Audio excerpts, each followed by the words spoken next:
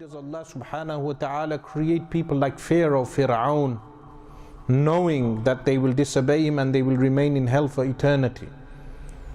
If Allah subhanahu wa ta'ala wills to do so, it's His adl. Why is the atheist falling into these doubts? Because, meaning, some of them do not have doubts, they just want to make excuses for disbelief. But why do some Muslims fall into doubts regarding this?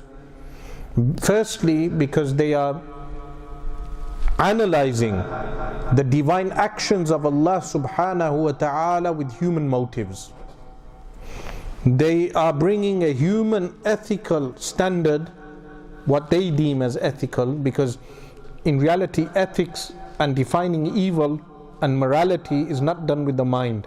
The Sunni position is that we can only define what is good and bad by divine law, not with the mind. The Mu'tazila held this position because they were influenced by philosophy. They believed they could determine what is good and bad with the mind. But Ahl Sunnah wal Jama'ah take the position that what is good and bad is determined by divine law. So the atheist, when he looks at morality and ethics, he's attempting to weigh, like the humanists. The humanists, they determine what is good and bad by society.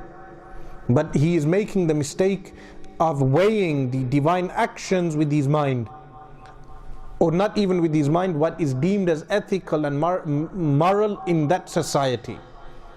Because the rational judgment could differ from time to time as to determining what is ethical from in one period to another. So this is one mistake. Secondly, he is ignoring the fact that Allah subhanahu wa ta'ala has given a favor to Fir'aun which outweighs his eternal damnation. What is that favor? That favor is Allah subhanahu wa ta'ala conferring upon him life, free will, and the rational faculty. Pharaoh was given life, free will, and the rational faculty, and a long life to make the right choice. How does this outweigh non-existence? Meaning, when Fir'aun is burning in hell, he may say, take me out of existence. But how does this outweigh non-existence? The proof for that is that if someone went back in time and they came in front of baby Hitler, when they come in front of baby Hitler, will they kill baby Hitler and take away the favor of life away from baby Hitler? The answer is no.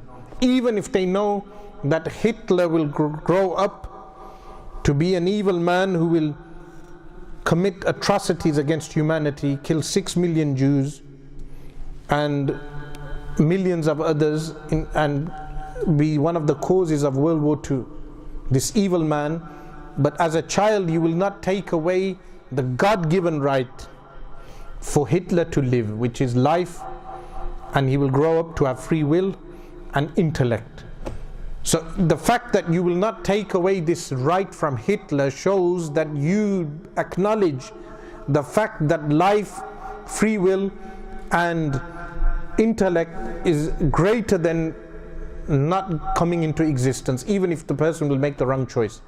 Additional to that, the choice that Pharaoh makes, and the choice Shaitan makes, and the choice Abu Lahab makes is their own choice.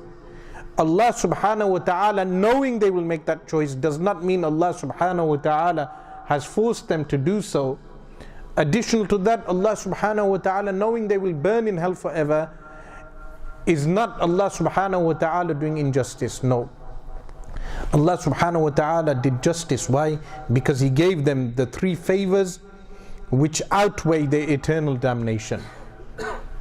An additional proof to that is the fact that taking a life away from another human being in many countries of the world is punished with death. Why taking away a life? Meaning, according to an atheist, the person has done a favor, because taking away someone's life would mean they do not go through any difficulty in their lifetime. You've done them a favor. But no, even atheists, or majority of them, because some of them take very weird, bizarre stances in order just to, like incest. like Lawrence Krauss saying that incest could be permitted. But the response from the majority of the world's population would be the taking away of life would be punishable.